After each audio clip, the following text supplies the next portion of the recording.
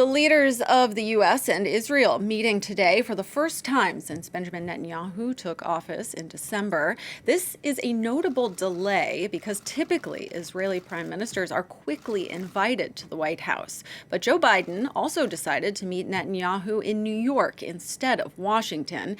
And it's a move widely interpreted as a sign of disapproval with Netanyahu's new far-right government, especially its reforms to the judicial system. To further explain, let's cross to our correspondent in Jerusalem, Iris Mackler. Iris, always great to speak with you. Netanyahu has been a frequent visitor to the White House over the years, but not recently. Tell us more about the reasons behind the currently somewhat frosty relationship status.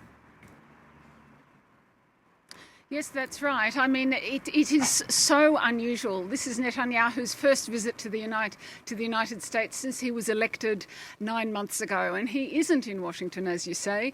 He's on the outskirts of the UN General Assembly and getting a short amount of time to see President Biden.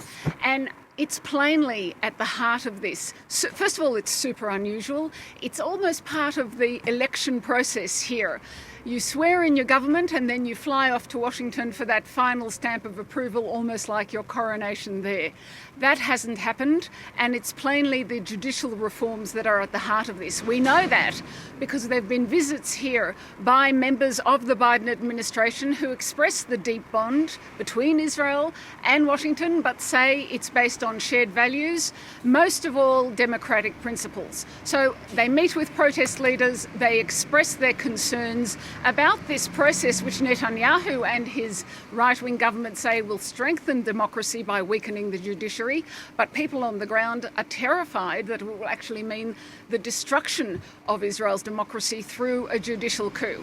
So they are meeting, and I think top of the agenda will actually be the proposed deal between the US and Saudi Arabia. There's an element there, the possible element, which would be normalization of the relations between Saudi Arabia and Israel. There's also a Palestinian element to that, obviously. It's not clear if any of that will go ahead, but that's what will be being discussed between the two of them in this short time they have together. Now, Iris, the opposition to Netanyahu's government and the judicial reforms has also followed Benjamin Netanyahu around the world. Can you tell us a little bit more about that and his reaction? Yes, it has followed him around the world wherever he goes. You know, we have seen them protesting on the streets, in the sky, on the walls, via video on the walls of every possible building where it can be seen. We've seen the sights that are familiar from here, a crowd wrapped in Israeli flags, chanting slogans against the judicial reform. We've seen women who also fear these reforms dressed in the red handmaiden's tale outfits. So all of that follows Netanyahu wherever he goes. And I think, first of all, it is starting to, there is a cost to it, and you can see that from the reaction before he left. He said that these protesters were now aligning themselves with Israel's worst enemies, with Iran and with the PLO. And there's been an enormous reaction, really an uproar in relation to that, because many of these people serve in the military and are in fact military leaders. They all say they have a commitment to Israel's democracy and not the opposite.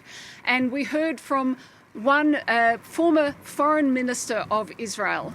She is a big supporter of the protests, but she said that this kind of statement is similar, she said on social media just today, it's similar to a man beating his wife and then telling her to be quiet so that the neighbours won't hear her shouts and call the police.